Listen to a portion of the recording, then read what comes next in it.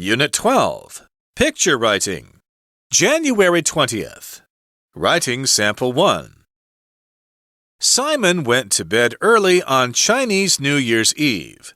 He had wanted to stay up with his family, singing KTV and playing games until late, but he had to work early the next day.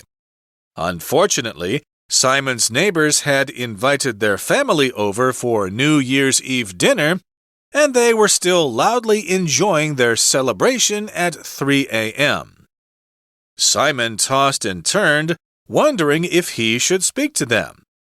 On the one hand, he knew that it was a special night, and he didn't want to ruin their fun. On the other hand, he only had 3 hours left before he had to get up for work. Finally, Simon decided that enough was enough. He angrily marched over to their apartment and was just about to pound on the door when he stopped.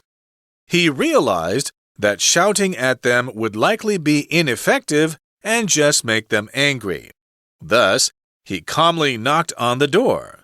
When they opened it, Simon explained his situation to the neighbors. Fortunately, they respected Simon's courteous manner and promised to turn the music down and speak in low voices so that Simon could get the rest he needed. Writing Sample 2. Chris used to hate it when Gary, his neighbor, had a big family reunion during Chinese New Year. After a hearty dinner, some of Gary's relatives would play mahjong or cards while others sang songs on a KTV machine. Both activities were always loud, and the party usually went on late into the night. Chris could clearly hear their music and voices in his own apartment, which meant he had no chance of getting a good night's sleep. The last time this happened, Chris lay awake racking his brain for a solution. He didn't want to get Gary in trouble by complaining to the building supervisor. Instead, Chris had a polite word with Gary the next time he saw him.